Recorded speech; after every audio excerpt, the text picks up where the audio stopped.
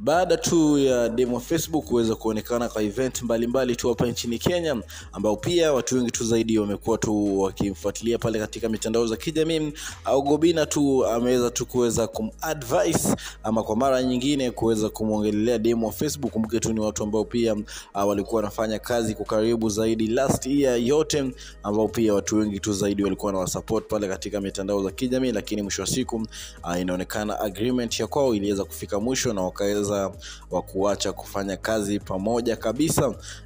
Lakini licha kukosa kufanya kazi pamoja, inaonekana tu bado Ogobina anamjali sana demo wa Facebook, kwa sababu kuanzia last year hawajaweza kuonekana kwa pamoja kabisa.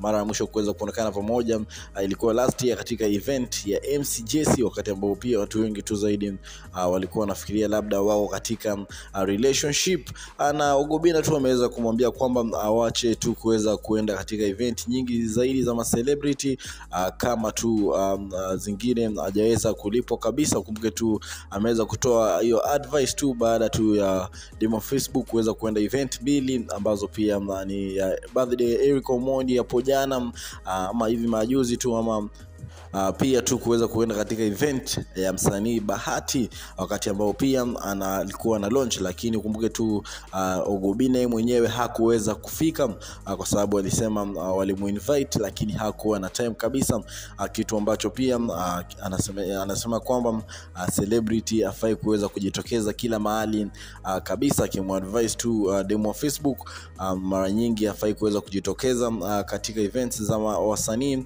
kama hajaweza kupatiwa hela zake kamili kuweza kumake appearance. Na issue ambao pia watu wengi tu zaidi wameendelea kutoa reactions zao pale katika social media, kwa sababu most of the time demo Facebook anatokea katika event na inaonekana tu ni kana kwamba ana support rafiki zake wa karibu zaidi ambao pia wanajuana, kwa sababu Diana Bahati na Eric Omondi ni rafiki wa karibu zaidi, kwa sababu tayari tu tuliona tu msanii Diana B alikuwa tu mtu wa kwanza kuweza kumcongratulate demo Facebook kwa kuweza kununuliwa gari, na pia tu Eric Omondi pia alikuwa tu rafiki ama ni rafiki tu wa karibu zaidi wa demo Facebook. Na hiyo advice ambayo pia Ogobina ameweza kutoa ni very sensitive zaidi, anaoenda tu labda akaweza ku-take very serious, kwa sababu tayari tu ni mtu ambaye pia ametengeneza jina na ana lazima kutengeneza jina iweze kukulipa kulingana tuna advice ya Ogobina. Kumbuka katika Udako 254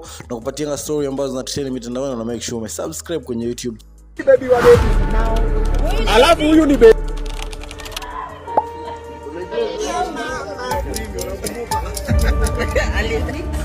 What's it called? Blue band? Mafi, Muscular. You know what? Yeah, this is it.